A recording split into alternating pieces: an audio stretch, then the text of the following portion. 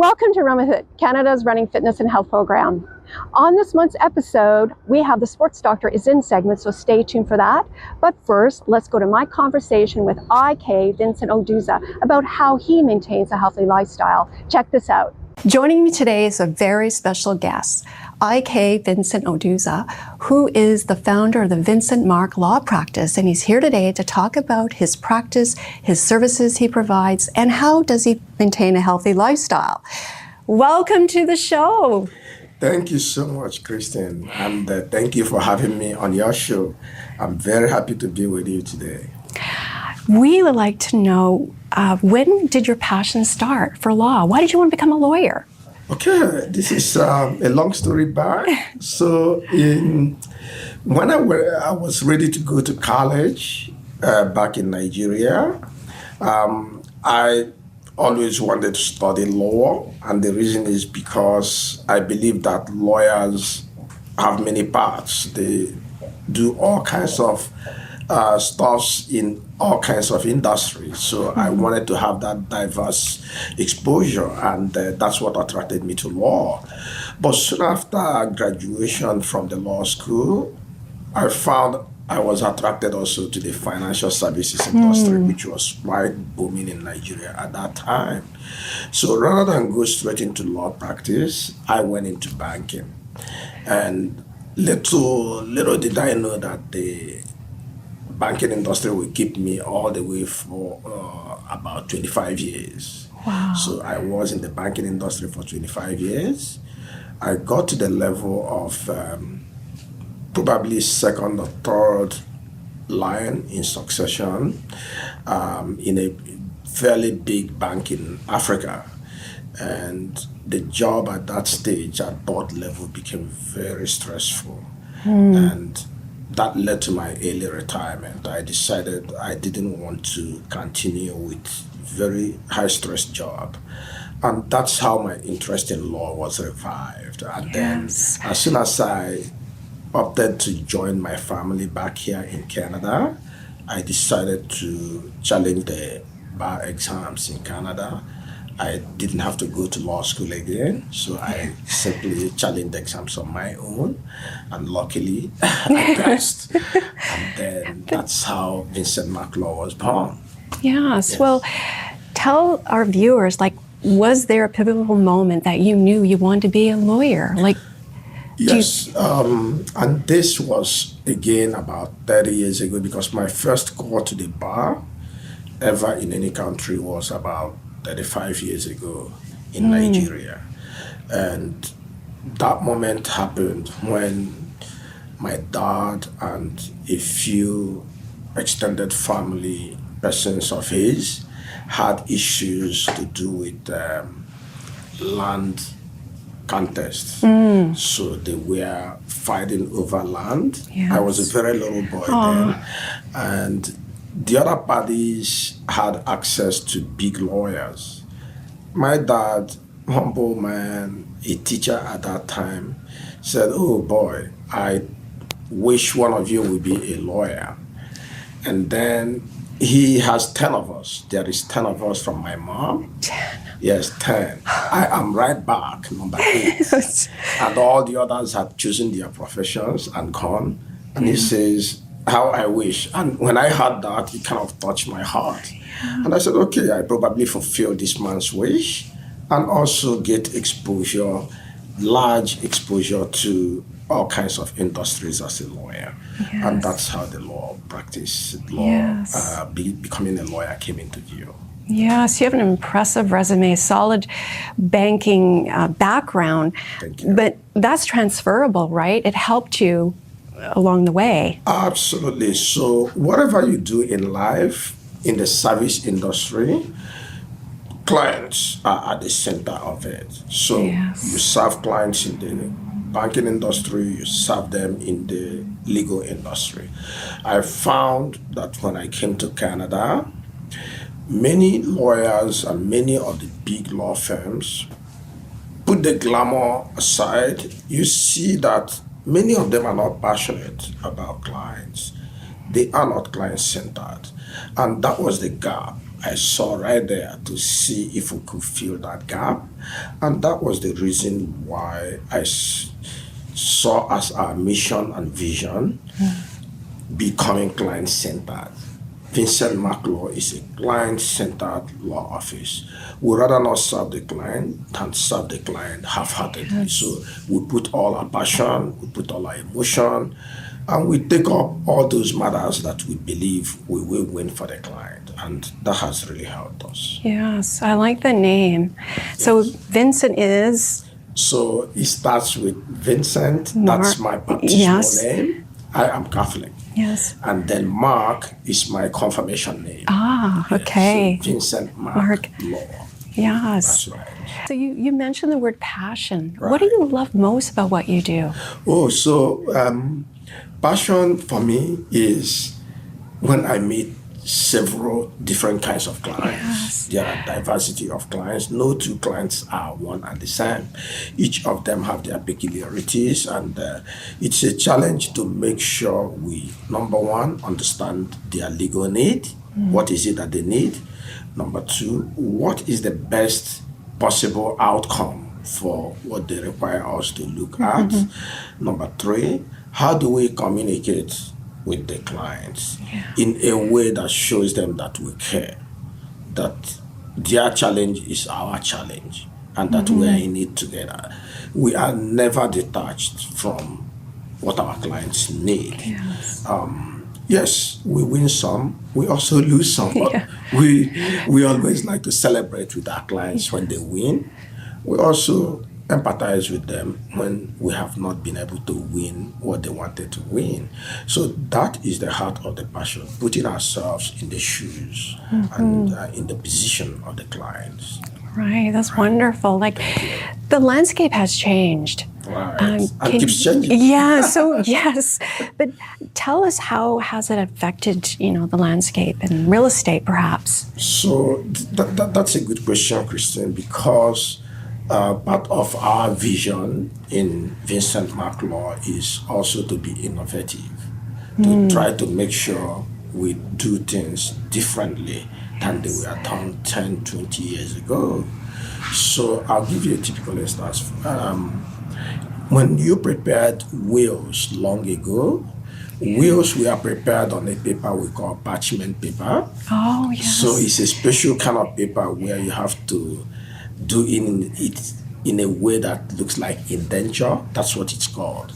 These days, we all make the wills on any paper. Oh, Any. wow. So long as our seal is there.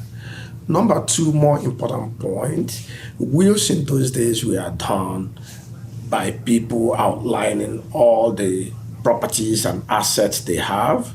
These days, we don't do that no more. And the main reason behind that is properties and assets come and go. So, for instance, you own a car today, tomorrow you don't have the car no more. You own a house today, you sell it and buy another house. So assets come and go.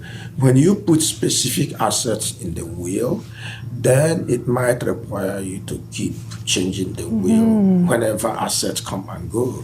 So our way of approach to this is we say all your assets, your estate is 100%, for instance. Which percentage do you give to who? So if you have two sons or two children, you probably say 50% of my estate to one, 50% of my estate to the other. You've given them everything you have, other than naming the assets individually. If you name them individually, then when you sell or buy new ones, then you have to go back and remake the will. So we do it in such a way now that the will is evergreen. It's just there, already prepared fully. So the innovation we bring to business also helps us in cost savings. So in a way, we use a lot of technology. For instance, clients come into our office to execute documents. We could excuse that. Clients can execute documents from wherever they are. We only witness them virtually do so. And then we confirm in writing that we actually saw them executing these documents. So some of these innovations, they help us save costs. Yes. And when we save costs, we pass that cost saving to our clients. So this is very friendly to the advocates because we don't save it to keep it, we save it to pass it on to them. Yes. So that is that's that. That's wonderful. And what about artificial intelligence? So yes, that is an area we lawyers, I would say, and including government policies, are still exploring and with a lot of care, though, because artificial intelligence could be a shield. It could also be a sword. It could hurt you. It could help you. In many ways, there are several privacy issues involved in AI. Beyond the very basic AI doing some, like acting as virtual assistant, right? There are deeper implications in AI. So I would say that right now, Vincent Mark Law has not wholeheartedly embraced AI. We may down the line, but we want to make sure we understand all the implications in introducing AI to our business. Yes. In any case, most of the documents we execute, we deal with for clients, be it lender-based documents. Say you want to take a mortgage and buy a property. Most times, the lenders insist, and rightly so, that the clients should interact with an actual lawyer, an actual person. They prefer what we call wet ink signature. So they want ink on paper before the lawyer. So those kind of introduce some limitations with AI, but with the innovation that keeps going on, I believe we will find a way to have AI play a role in our practice. Right. Like a tool. That's right. Yes. Like a tool. Yes. That's right, Christine. You're very active and you sit on many boards. Can you tell us about some of the boards? Oh, yeah. So what happens is, aside Vincent Mark Law, part of my personal objective is also to give back to society. So the boards I sit on are mostly for not-for-profit. If you take away one or two that I had started prior to starting my practice, almost all of them are not-for-profit. So we have African Music and Festival Association. So that association is the association that promotes African culture, African and tropical culture in Canada. This organization is backed by the federal government. Federal government gives a lot of grants. Provincial governments and also cities donate into this organization. And I acted as the board secretary, but then I had to step down from that role, but I'm still a board member. And then there is the Brian Tracy organization. Brian Tracy is a Canadian who became American. And he started a business speaking organization, an entity that goes around the world talking to people about effectiveness, personal effectiveness, business management, and all of that. So we have a franchise for that in Canada. I would say Francesca, my wife, has that franchise to operate that in Canada. And then I am lucky to be a member of the board. And then there is Chehill. Chehill is spelled, I think, Chail. Chehill Real Estate Foundation. This is a new foundation that tries to bring people of low income group together. So instead of one party alone, one person not being able to buy a property, they bring a collective number of them, 4 or 5 of them together. They pool their resources together and then they purchase property. So it's another organization funded by the government that I participate in.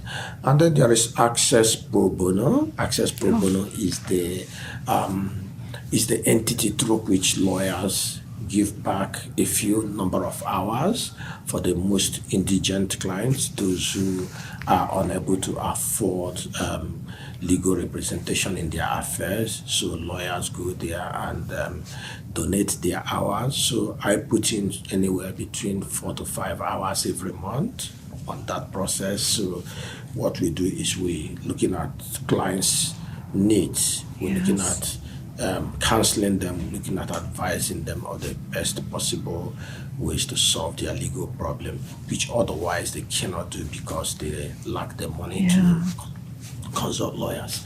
And then a number of others also. Yes.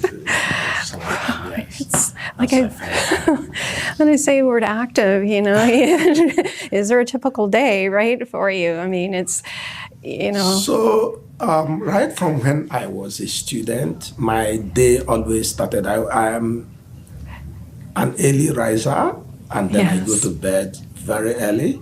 So, as early as 9:30, 10, I'm in bed already. And my day starts the next morning at about 4:30.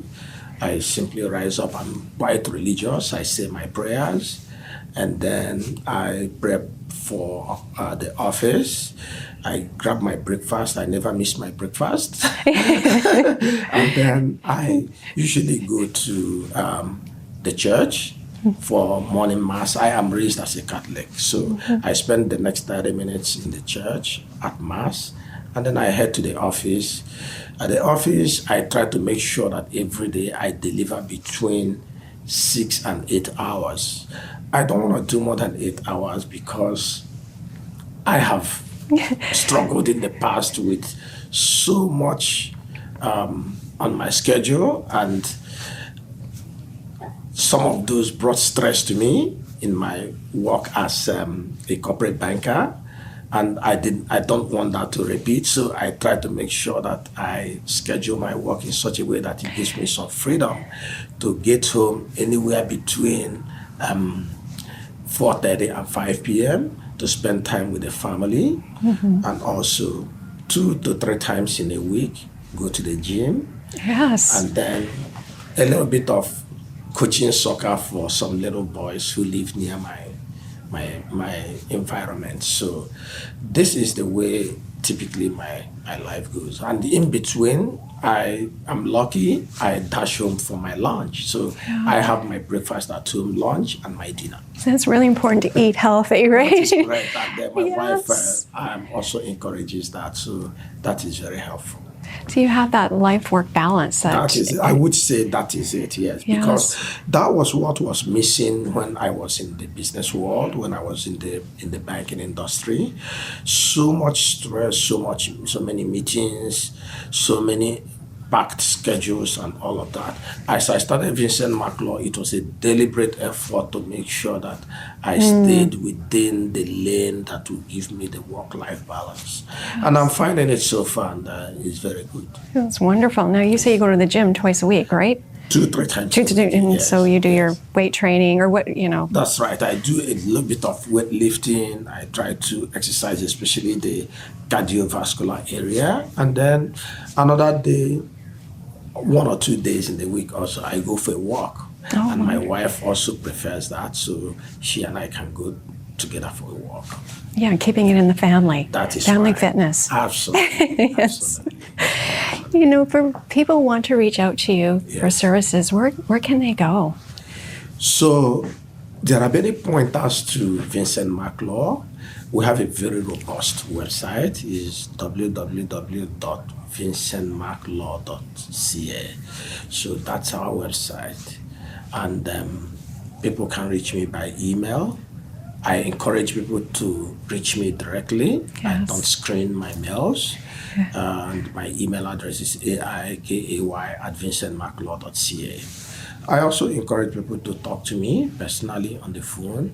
I challenge any other lawyer to provide clients their cell phones. My clients have my cell phones. Oh, they can reach me at any time around the clock. They can reach me at any time. Many lawyers don't do that, but I give my clients my cell phone. So there are so many ways for clients to contact me. And if any of these fails, My assistant's details are also on the website. They can reach my assistant, and then that will come directly to me also. Yeah, you're keeping it very personal, like reachable, right? That's how you're different from Correct. other law practices. Correct. Correct. Is there anything else you'd like to add? Oh, so two important points. Number one, I couldn't exchange my present status, my present job, what I'm doing right now for anything else. I am very happy doing it.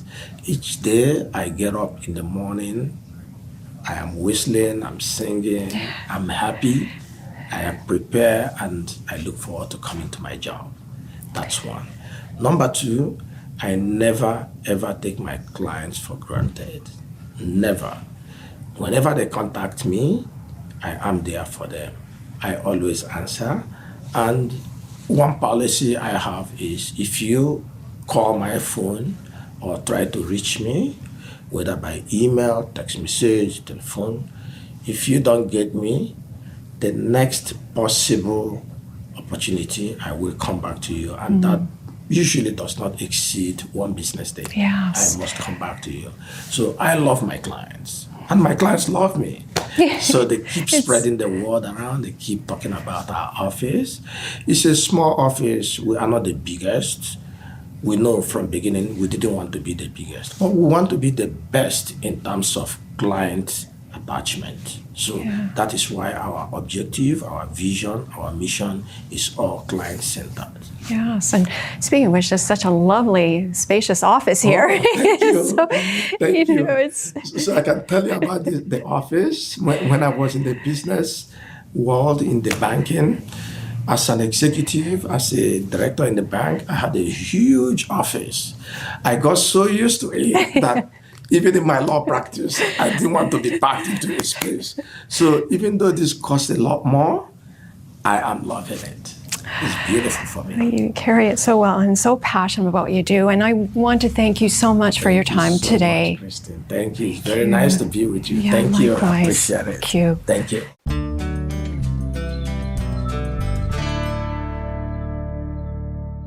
Joining me today is Dr. Bob Weil, known as Dr. Bob, who is a respected sports podiatrist and radio host of The Sports Doctor.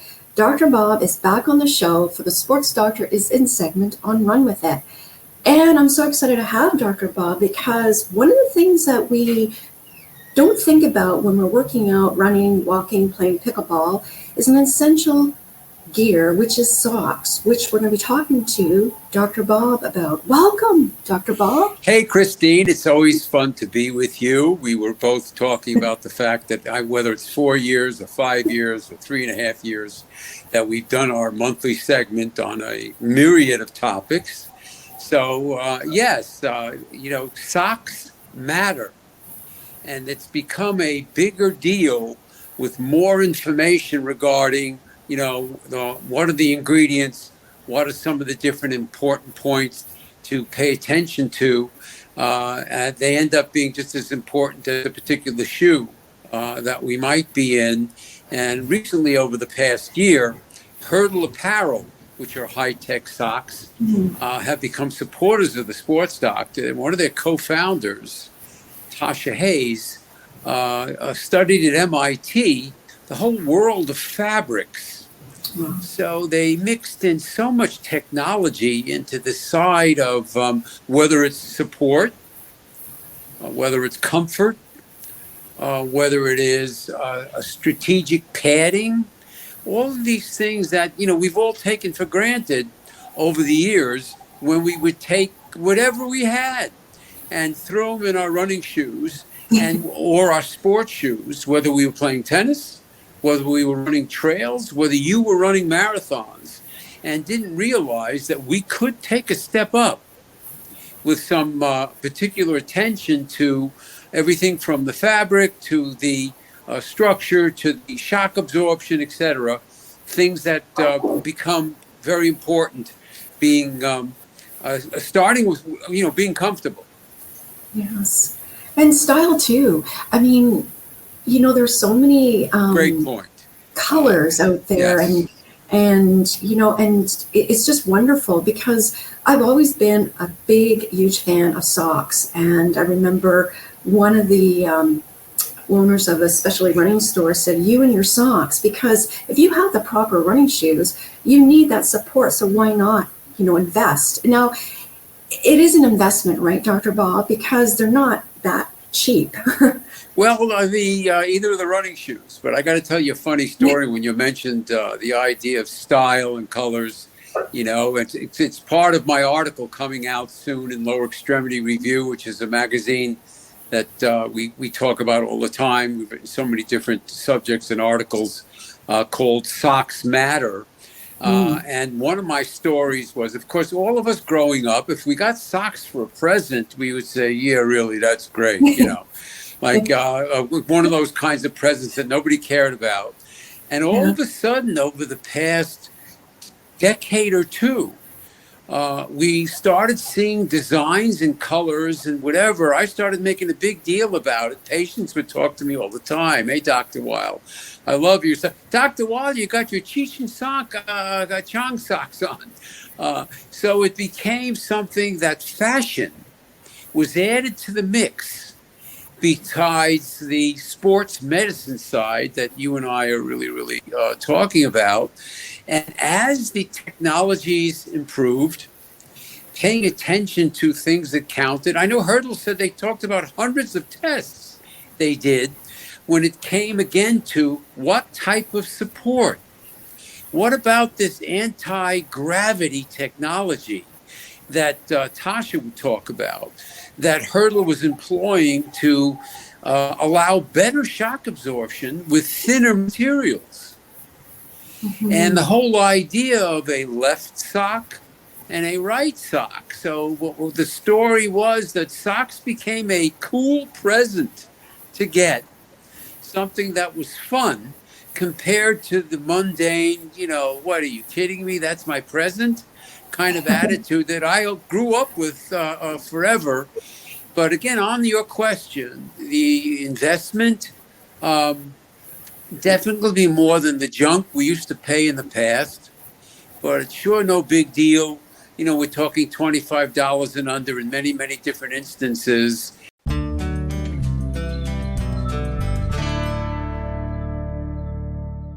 Thanks for watching. If you have a question or comment about today's episode, go to our website, runwithit.ca. Until next time, run with it. Run With It is sponsored by Mallory's Fashion Network, the Rio Theater, Craft Hair Academy, and Aikay Vincent Oduoza, Vincent Mark Law Office.